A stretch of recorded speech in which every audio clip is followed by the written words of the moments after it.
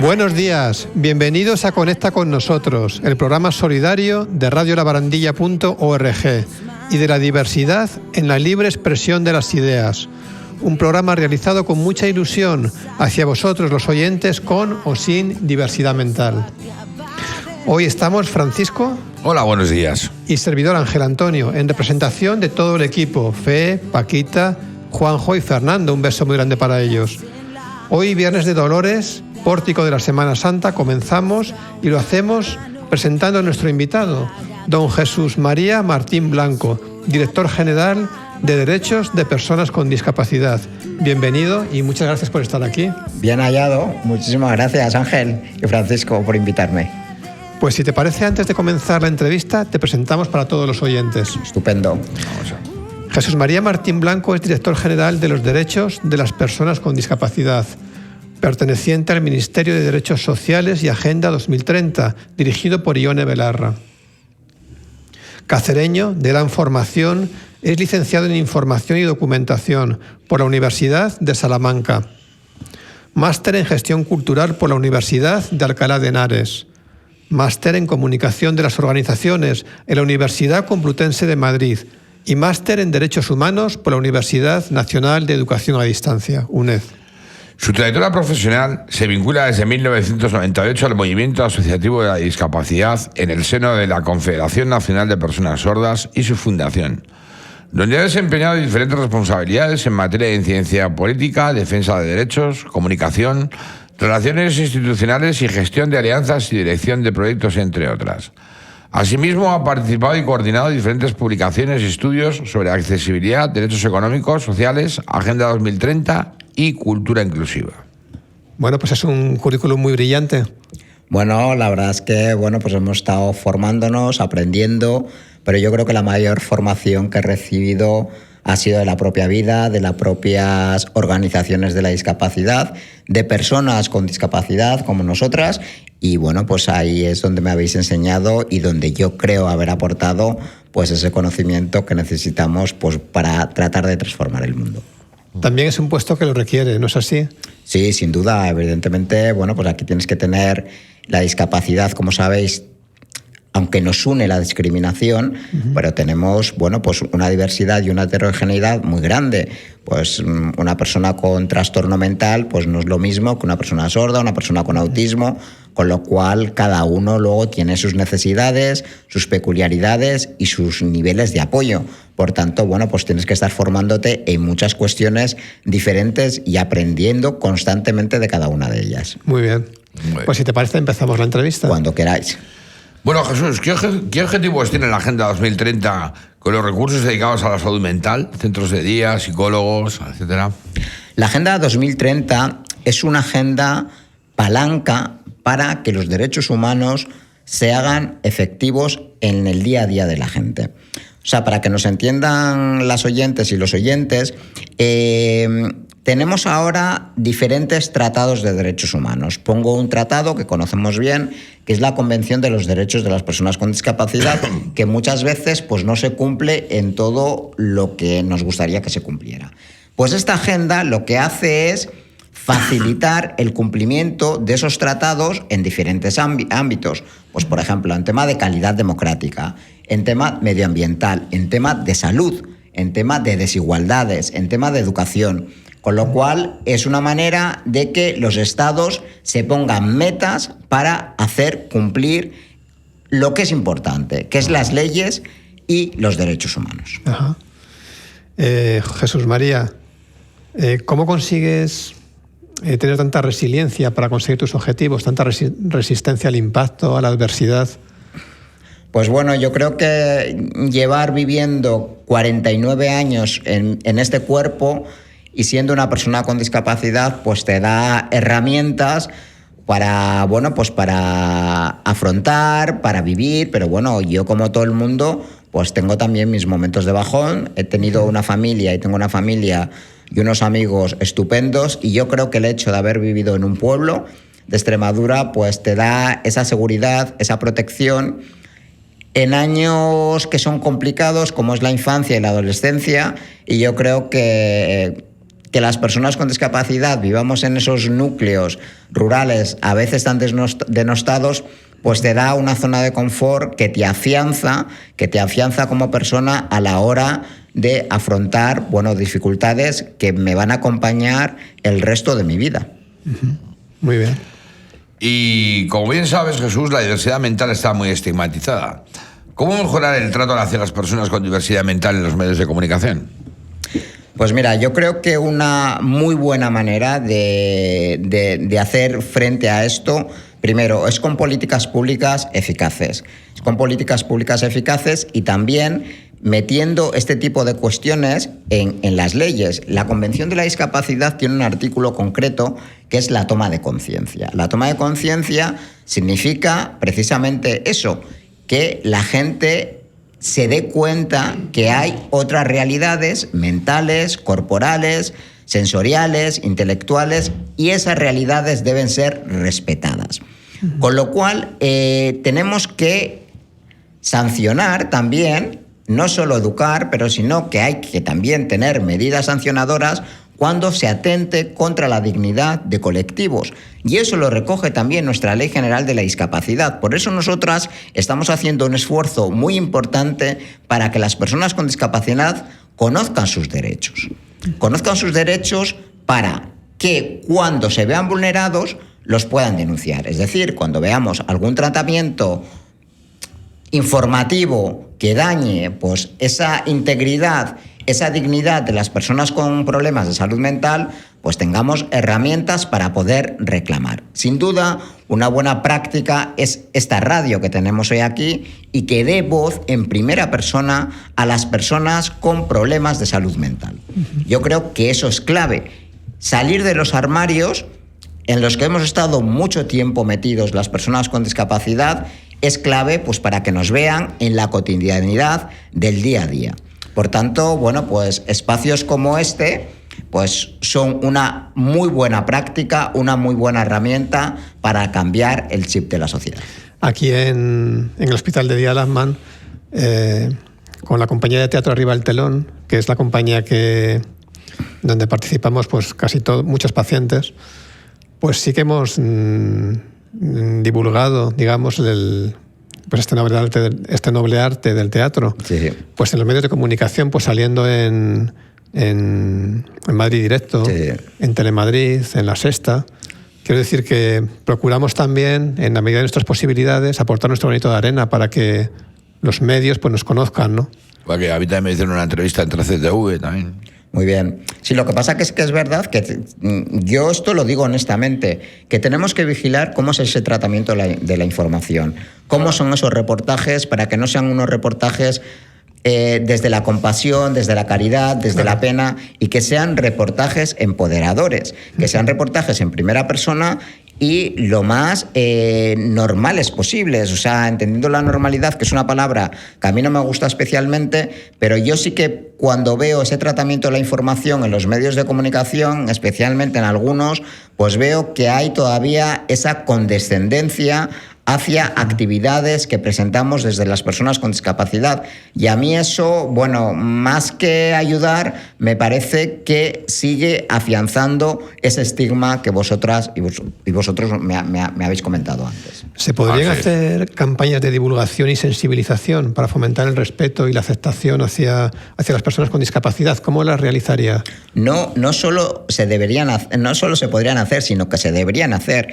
Este año, bueno, el año pasado nosotros hicimos la primera campaña institucional de toda la democracia relacionada con la discapacidad.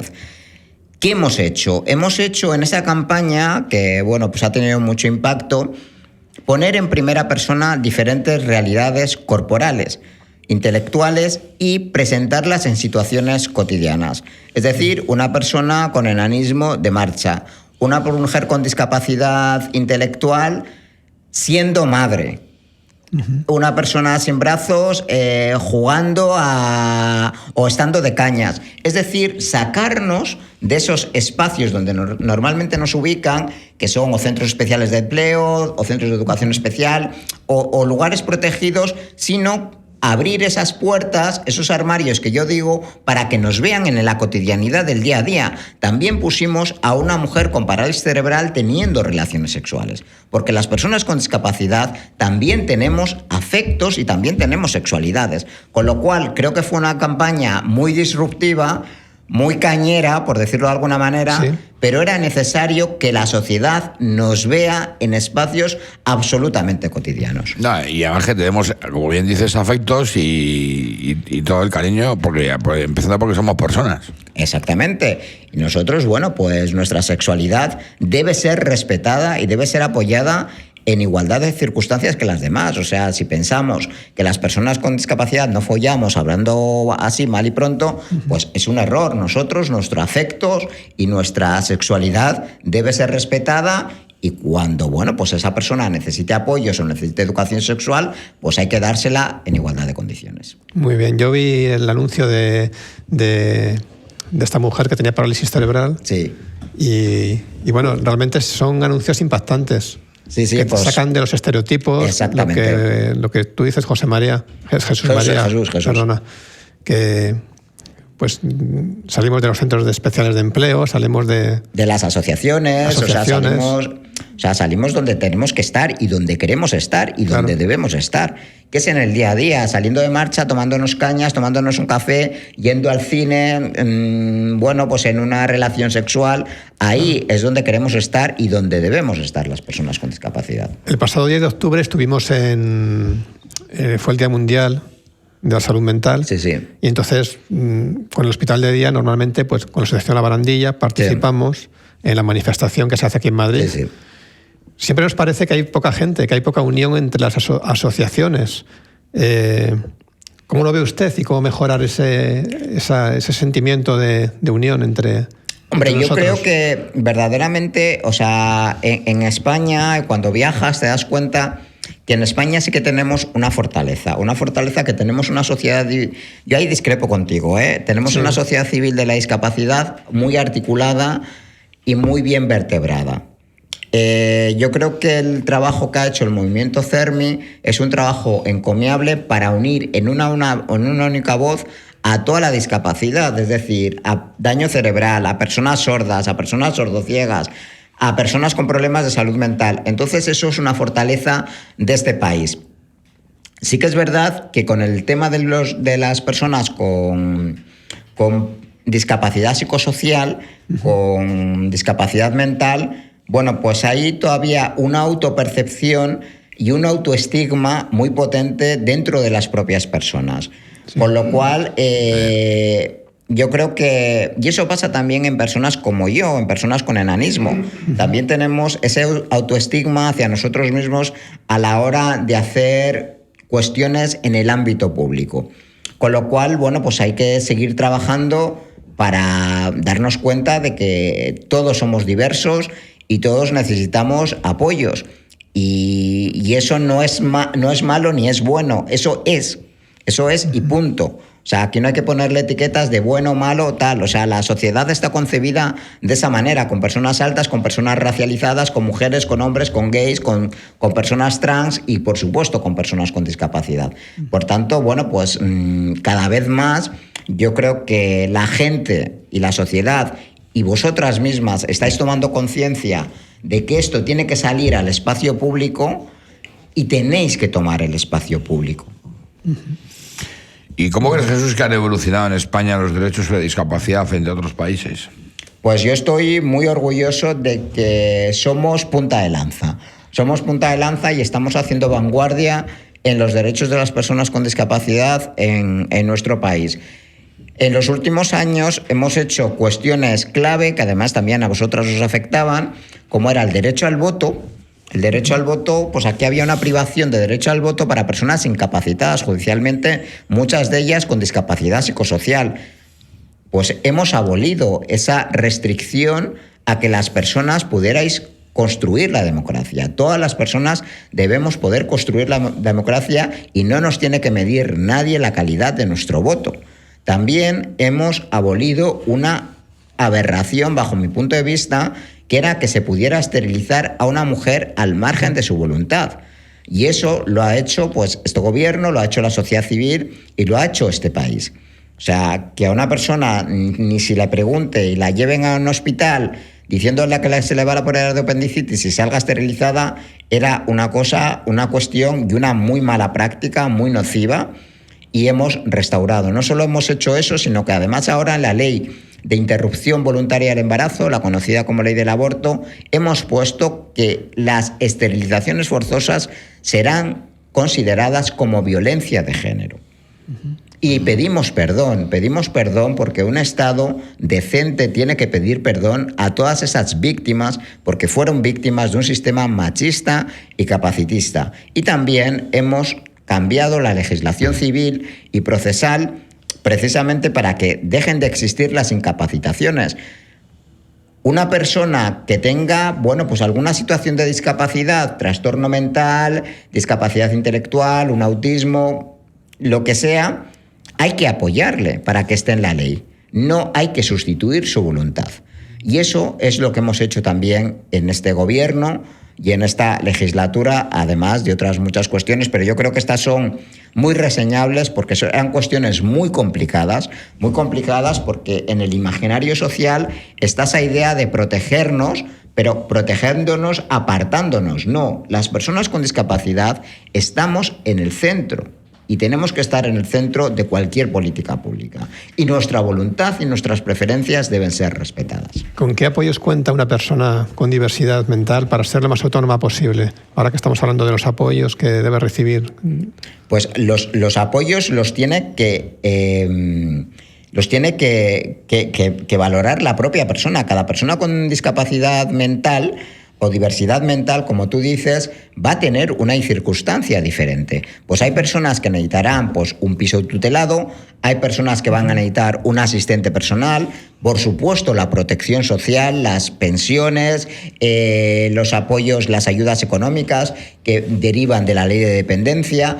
Hay personas que van a necesitar un centro de día. Yo creo que la red de apoyos es extensa, pero no puede ser un café para todos. Debe ser un traje a medida, porque lo que necesite Francisco no lo vas a necesitar tú. Claro. Y cada uno, y sobre todo, yo creo que lo importante en este tipo de cuestiones es que no vengan impuestas desde una instancia externa, sino que seáis vosotros los que determinéis, junto con la administración, cuál es ese tipo de ayuda que vais a precisar.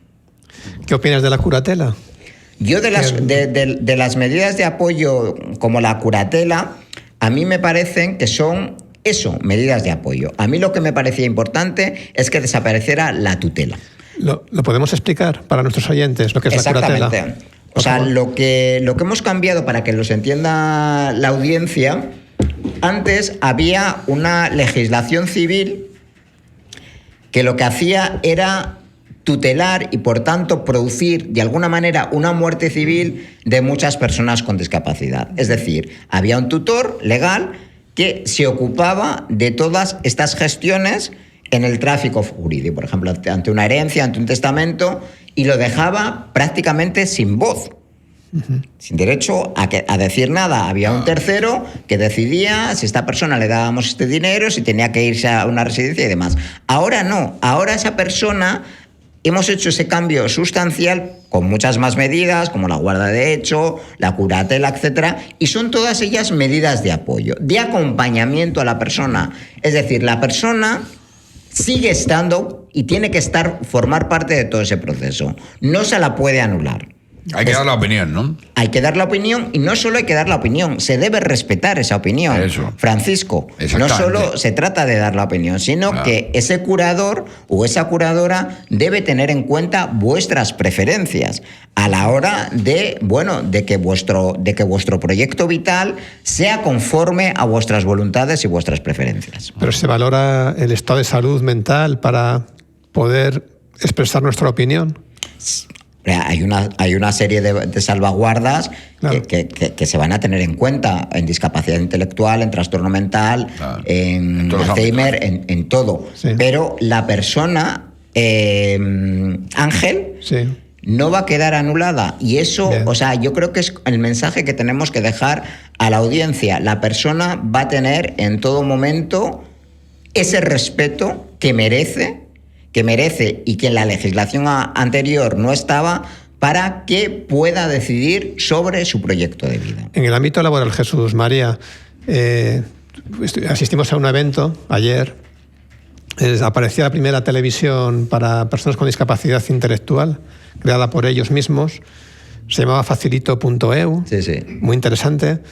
Y nos comentaron un grupo, había ahí un grupo de consultores que asesoran a esta ONG, y nos comentaron que había posibilidad de no perder, teniendo orfandad, no perder la pensión y poder acceder a un trabajo que lo había aprobado el Tribunal Supremo.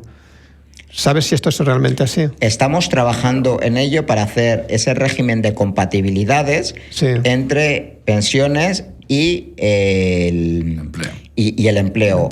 Es más, hemos hecho ahora mismo una asimilación de incapacidad laboral, para que una persona que tiene una incapacidad laboral tenga automáticamente el 33% de discapacidad. Sabéis que son procesos diferentes, itinerarios diferentes, que todos parten de lo mismo, de una circunstancia de desventaja. Está la ley de dependencia, una situación de dependencia, una situación de discapacidad y una situación de incapacidad laboral. Pues ya hemos hecho esta asimilación para que, si una persona con incapacidad laboral quiere trabajar, pueda beneficiarse de esas medidas de acción positiva con respecto al empleo.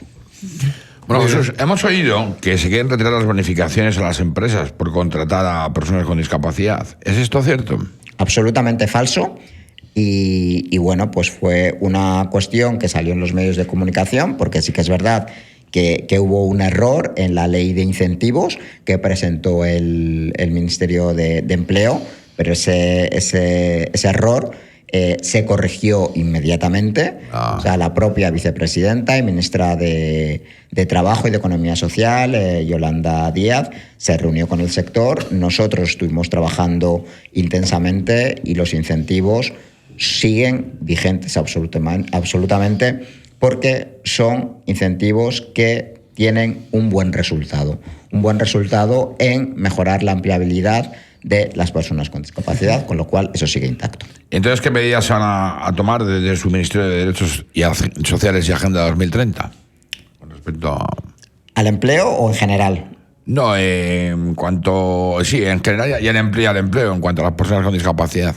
Mira, estamos haciendo ahora, aparte de esta asimilación que te acabo de comentar, que es muy importante, aprobamos también en el año 2021 una cuestión que también, fijaros, sí es importante, que hay personas con inteligencia límite que no llegaban al 33%.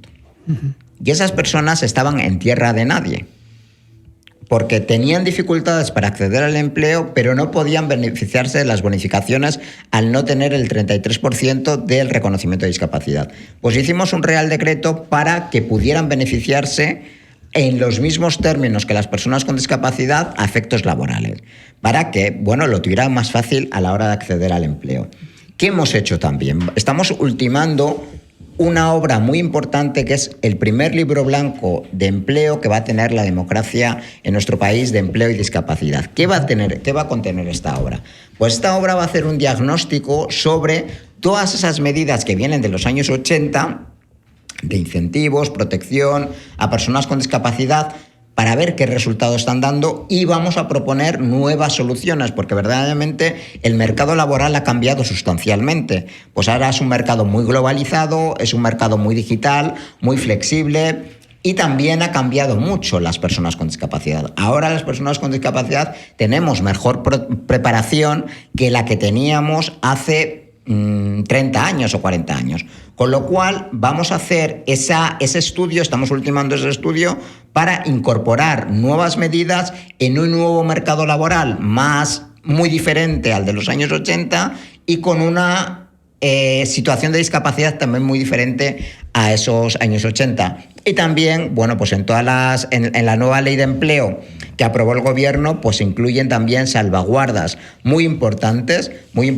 en colectivos con mucho riesgo para acceder al empleo, como puede ser una persona con autismo, y bueno, pues y otras cuestiones que catalicen y que impulsen la empleabilidad de las personas con discapacidad y que mejoren esas tasas, por supuesto.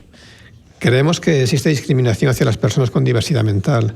Si a esto añadimos el hecho de ser mujer, ¿cree que hay mayor estigmatización en los distintos ámbitos, social, laboral, educativo? Yo creo que el tema del género nunca debe ser neutro. Y siempre las mujeres, en cualquier ámbito, parten de posiciones de partida periféricas y de exclusión en comparación con sus iguales en masculino. Esta sociedad está concebida en masculino. Y evidentemente un ejemplo muy esclarecedor era el que ponía antes de las esterilizaciones. Fijaos, las esterilizaciones, el Código Penal no hablaba de mujeres con discapacidad, hablaba de esterilizar a personas con discapacidad. ¿Qué hacía la sociedad? Esterilizar únicamente a las mujeres, porque eran las que se quedaban embarazadas. O sea, que había un sesgo machista, porque no se podía esterilizar a los tíos. Y al mismo tiempo esa esterilización las dejaba absolutamente desprotegidas frente a la violencia y agresiones sexuales. Con lo cual, todas las políticas de discapacidad que está impulsando este centro directivo, este ministerio, tienen y están presididas por el feminismo. Porque precisamente tenemos que saldar esa deuda, una deuda histórica, una deuda de democracia con relación a las mujeres y a las niñas con discapacidad. Muy bien. Muy bien. Pues queríamos hacerte unas preguntas personales a nivel de conocerte un poco mejor. Por supuesto. Bueno, sabemos que eres originario de Sierra de Gata, ¿puede ser? De Cáceres. Soy de un pueblo que se llama Eljas, en la Sierra de Gata, en Cáceres. ¿Vas allí a menudo? Sí. Quiero decir, ¿conoces Trujillo? ¿Conoces el monasterio de Guadalupe? ¿Conoces Conozco Extremadura?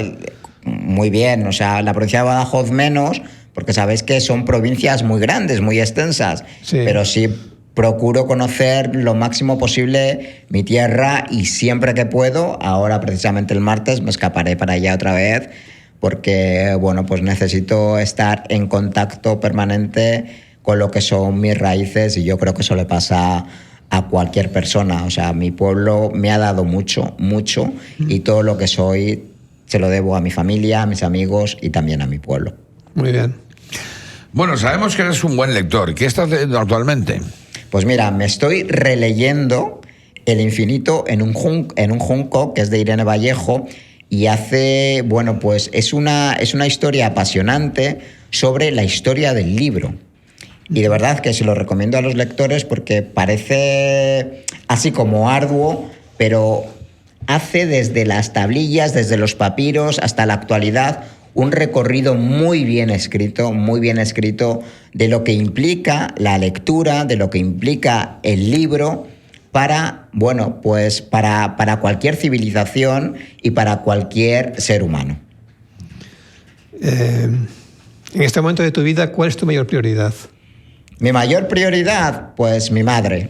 Ajá. Mi madre tiene 87 años, es una mujer que ha trabajado mucho, que nos ha cuidado mucho y ella ahora, tiene el lugar protagonista en mi propia vida. Además de la lectura, ¿qué otras actividades de ocio te gustan hacer? Pues estar con mis amigos, fundamentalmente, salir de cañas por la Latina, salir a bailar a la Sala Sol.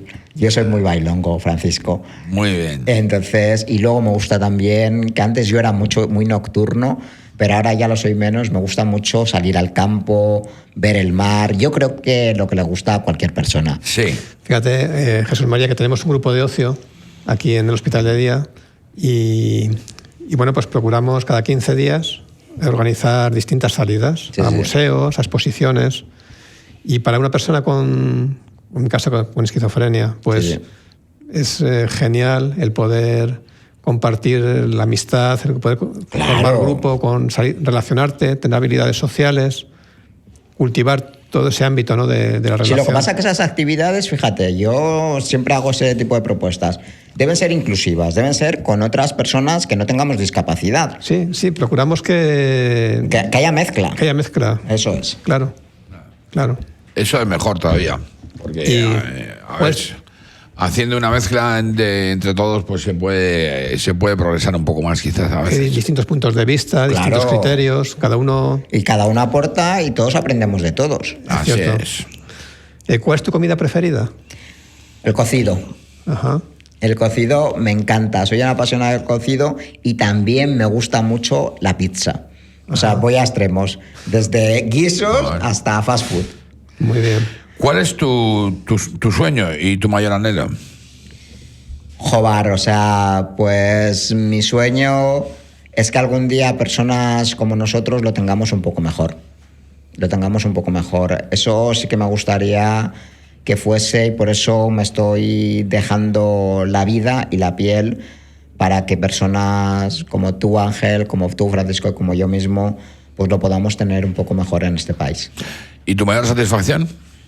Mi mayor satisfacción es haber contribuido a la restauración del derecho al voto y a la de las esterilizaciones forzosas. Yo de eso me siento muy, muy, muy orgulloso de haber participado junto a muchas mujeres, junto a muchas personas con discapacidad en ese proceso de incidencia, con diputadas, con senadores, y bueno, pues estoy muy orgulloso de esos logros. Fíjate, no te olvides del logro del empleo, de conseguir que, por lo menos para nosotros siempre es un hándicap, el tema de la pensión, el tema del empleo, tener que decidir si se pudiese compatibilizar, aunque fuese pensiones sí. adecuadas. Estamos en ello, y es un tema que estoy hablando mucho con Seguridad Social, porque no es una cuestión que esté en mi ministerio. Sabes que la Seguridad Social depende de otro ministerio.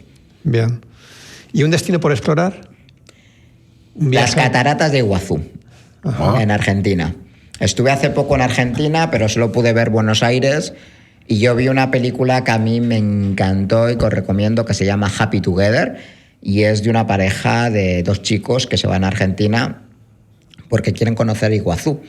Iguazú es una confluencia entre tres países, que es Paraguay, Brasil y Argentina, y ahí se da un fenómeno natural increíble. Qué bien, qué bonito. Tiene que ser bonito, sí. Pues ha sido un auténtico placer. El tiempo ya no da para mucho más. Bueno, yo me quedaría aquí toda la mañana con vosotros. Encantado de haberte entrevistado, Jesús. Muy interesante, y unas sugerencias que no nos olvides. No os voy a olvidar nunca, por muchas razones. O sea, porque la discapacidad, como he dicho antes, la forman muchas personas, muchas realidades. Yo tengo mucho contacto y mucha relación con personas con problemas de salud mental. Hemos incluido medidas potentes en la estrategia de discapacidad, como es el tema del teléfono de prevención del suicidio, que yo creo que hay que valorar que ahora mismo tengamos una política de Estado vinculada a la prevención del suicidio, y también vamos a trabajar para que deje de haber contenciones mecánicas, para que deje de haber internamientos involuntarios contra las personas con problemas de salud mental. Eso es muy importante. No se puede llevar a una persona a una institución si esa persona no está de acuerdo. O sea, hay que siempre pensar en medidas alternativas a la contención mecánica y a los internamientos involuntarios. Por tanto, para mí la salud mental es una cosa que forma parte del centro de la Estrategia Española de Discapacidad, que tenéis una estrategia propia de salud mental, un plan de acción, y es una cuestión que está no solo en la agenda de este ministerio, sino en el Ministerio de Sanidad, pero que está en la propia agenda del presidente del Gobierno. Pues muchísimas gracias de corazón, y hasta siempre. Esperamos verte pronto Jesús. Por aquí otra vez. Sí, yo se lo decía antes a las compañeras, que me gustaría que vinierais a ver y a sentaros con los funcionarios del Real Patronato. O sea, que tenemos pendiente una visita. Hoy he venido yo aquí, pero una de esas salidas tenéis que venir ya después de Semana Santa. Lo organizamos para que vengáis un grupo y nos contéis a los funcionarios vuestra realidad, ¿de acuerdo? Pues cuenta con nosotros. Muchísimas gracias. Un abrazo grande a todas las personas que nos escucháis, ¿vale?